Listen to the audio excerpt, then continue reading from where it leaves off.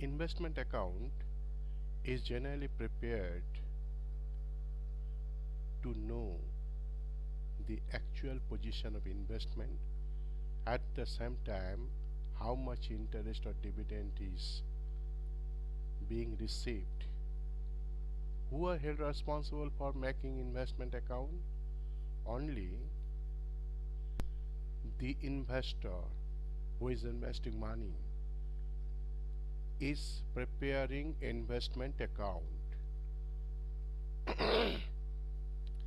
Now what do we mean by investment account? Investments are assets and used for earning income by means of dividends, interest and rental. Assets are utilized for capital utilization, but closing stocks are not held as investment.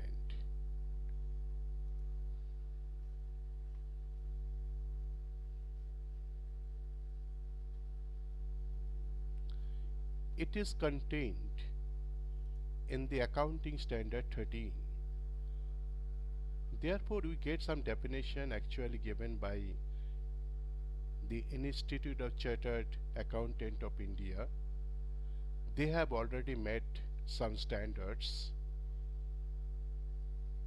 Just a few years back, there were accounting standards, but nowadays it has been changed to in revised accounting standard.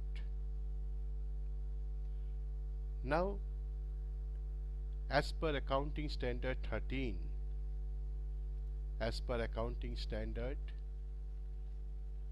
13, it deals with accounting for investment in the financial statements of enterprises and related disclosure requirements. Financial statements of enterprises, that means where I am going to invest some amount of money for the purchase of share or purchase of bonds or bonus share or purchase of preference share. We are investing money. Therefore, it is to be noted that whether I am taking notice of the standard of the company where I am going to invest. Therefore, Accounting Standard 13 deals with that particular part, that related disclosure requirements are to be put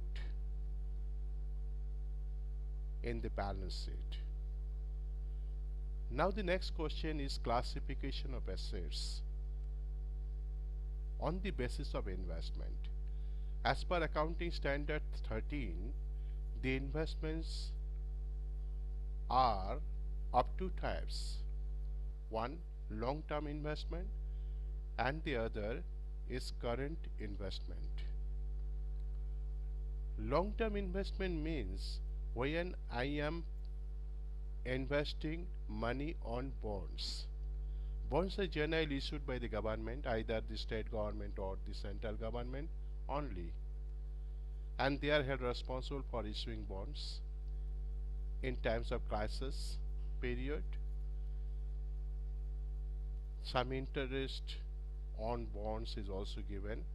Suppose 7% bond means interest rate is 7%, and therefore it is one of the examples of long-term investment. On the other hand, debentures are also the examples of long-term bonds.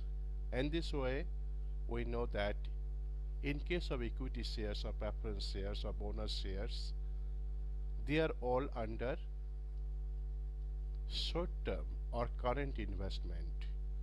When I like to exchange equity shares by money, we can easily do that. We can readily do that.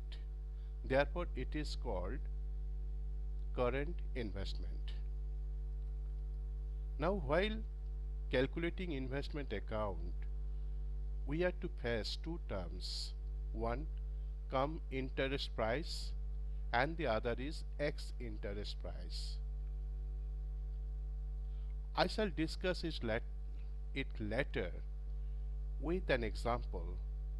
Now I am giving some definitions. In case of come interest price, it means that it includes the interest accrued up to the date of transaction. Up to the date of transaction, the vital thing is to be remembered. The price includes principal part as well as interest from the last interest date to transaction date. It should be remembered that how to calculate the transaction date. I shall discuss it in the example. Here actual cost is equal to come interest quotation price minus accrued interest. Again, on the other hand, X interest price. It means that it includes the interest accrued up to the date of transaction. The buyer has to pay to the seller the accrued interest from last interest date to the transaction date along with the X interest price. It can also be discussed later.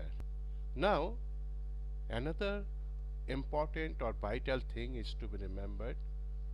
Why do we prepare investment account? Who are investing money into the company? They are actually making investment account. Now the question arises, why should they prepare investment account? Therefore, what is the utility of investment account? Number one, investment ledger records details of nominal value, investment cost and income from investment ledger in a columnar form.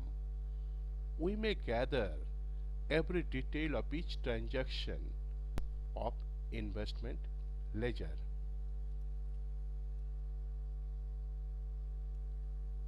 We get this idea. From the financial statement, we can also know the carrying amount of investment at every stage. It is the second point. And the third one is we can easily get the profit or loss from sale or transfer of investment.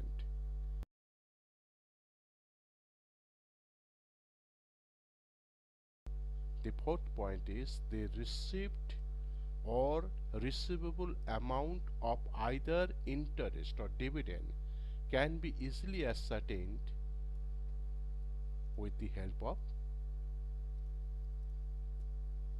investment account. Therefore, two question arises. Someone may receive interest and the other may receive dividend. Interest is paid when debentures and bonds are concerned, and when preference shares, equity shares or bonus shares are concerned, then dividend